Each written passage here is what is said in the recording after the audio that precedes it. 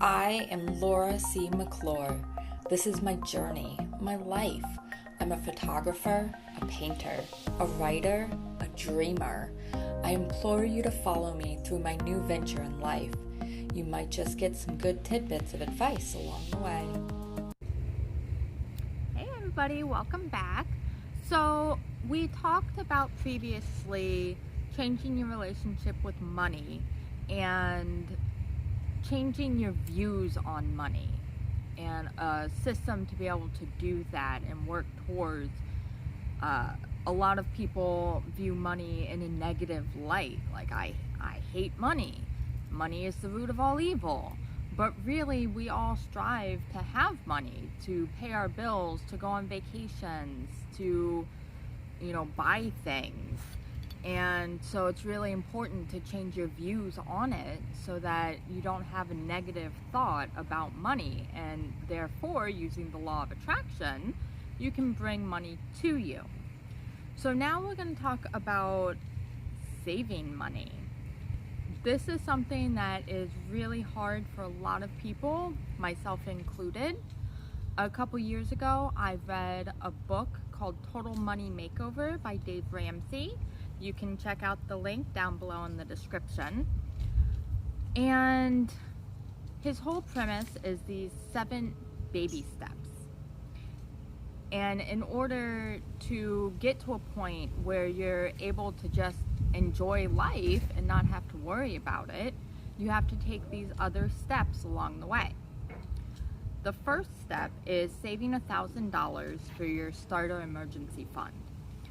This is there as a cushion in case something happens while you're trying to save money, like a tire blows out, or you have to go to the emergency room. You don't have to take away from the money you're paying towards your debts to take care of these things. You can continue on doing what you were doing, and if something does happen, you put a slight pause in your debt, refill it, and you're good to go. The next thing is paying off your debt. And when he talks about it, he talks about everything but the house. That's a huge debt and it's saved for a later step. But he talks about a money snowball. What is that? If you've read the book, you know, and I actually love this idea because it gives you something like, oh my gosh, okay, I paid that one off. That's awesome. And gets you excited to pay off the next debt. So what you do is you make the minimum payment that you're able to on your debts. For me, I have a lot of things in collections. Yes, I know it's terrible, but I was a raging alcoholic for years, so I accumulated a good amount of debt. So you start with your minimum payments or just holding off on paying something altogether. If it's a really big one, like I have one that's like $6,000, I'm gonna hold off on that one because the minimum is probably quite high. So you put them in order from smallest to biggest, and you make your minimum payments. When that smallest one is paid off, you put that amount that you were paying that one into the next larger one, so that, say you were paying $25 a month for those two. So that first one's paid off, now you're paying $50 a month for the next one. And you keep doing it. Say the next one was $25, now you're paying $75. And you do that until your debt is paid off. And it's amazing. I haven't been able to implement it. I am still working on baby step number 1, being unemployed currently due to being a stay-at-home mom for 4 years and then COVID-19. I'm still needing to save up my $1,000 for my emergency fund. But in my relationship, we started to do these things, and I could really see how it would work in somebody's life. So after you have your debt paid off, next you're going to save 3 to 6 months of expensive in a fully funded emergency fund. So that is to protect you in case, God forbid, you lose your job. You have 3 to 6 months to be able to find another job and start getting paid. And you don't have to worry. Your bills are covered. And that's really important because, with my ex, he was a real estate agent, and sometimes we'd go 2, 3, 4 months without getting a paycheck. So in order to be able to survive those times where, he wasn't making money, we needed that fully funded emergency fund to get through. So the next step is investing 10% of your household income into your retirement. I don't know about you, but when I retire, and I do want to retire, I want to be able to travel the world. I want to be able to not worry about how the bills are getting paid. I just want to be able to live life as I wasn't before, because I was working, I was taking care of kids, I was doing all these other things. But once you retire, you don't have all those things. You don't have that job. The kids aren't in the house anymore. You obviously still want to have a relationship with them, but now you're free to travel. I want to travel while my kids are young, but when I retire, I want to take a year off and travel the world and not have to worry about getting back for work or how much PTO do I have. I want to just be able to go to Ireland for a month and just, that's what it is, and I don't have to worry about anything. I don't have to worry about paying rent because I already have the money saved up. The next thing that's important is to save up for your child's college fund.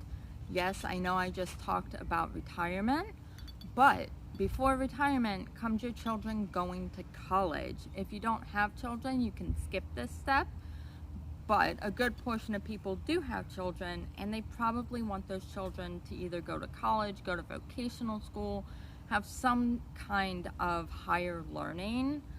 And starting to save up now is how you're going to be able to not rely on loans in the future, how your children aren't going to have to rely on loans in the future. I'm fortunate. My son's only 4, so I have another 14, give or take, years until he goes to college. So I have 14 years to save up money to be able to put him through college, if that's what he wants to do. I mean, by all means, if he doesn't want to go to college, he doesn't. Maybe I could start giving him a stipend, or however he wants to play it. I'll think about that when time gets closer. But yes, save up for your children. It's important, and it's something that needs to be done. So the next step is to pay off your home early. It's a weird topic for me because not only do I not own a home, but I don't even live in a rental. I live with my brother and share a room with my 4-year-old. So it's kind of out there in the aspect of what I can do right now. My hope is that in a few years, not only will I be able to buy my own house, but I'll be able to pay cash for it. Whether that's a thing I could actually do, who knows? So in a few years, I'd like to be able to buy my own home. If I'm not able to pay for it outright, I could at least have a good down payment so that not only do I not have to pay for as long, but I don't have to pay as much. So when I'm able to double my payment, I can do that. Another way to do this is to just use the money. So you had money from your debt snowball, you used the highest amount that you ended up paying to save up your 3 to 6 months for your fully funded emergency fund. Now you can use that amount to pay off your home. These steps really, they go in order for a reason, and it makes it very easy, very understandable, and very realistic. The next step is to build wealth and give. Once you have that stuff paid off, once you're in the habit of putting money aside for your kids, for putting money aside for your retirement, you're able to just enjoy your money. You're able to go buy a new car if you want and pay for it in cash. You're able to go buy the latest phone and pay for it in cash. you're able to take your money and donate it to a cause that really hits home for you. You're able to, like I want to do, I want to start a foundation, you know, and I'd be able to do that and not have to worry about how it's going to be financed.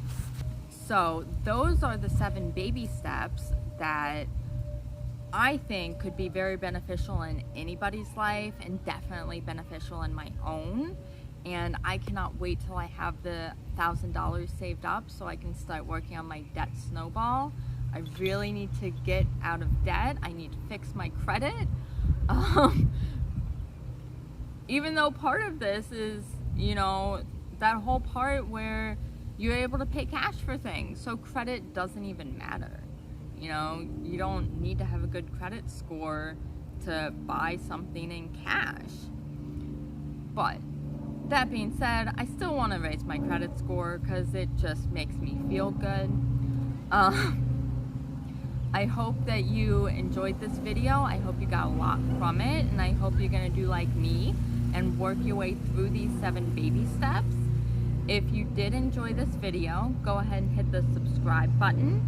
And don't forget to visit my website, www.lauracmcclure.com. I post a blog there every Thursday, and I hope you enjoy that too. Have a great day.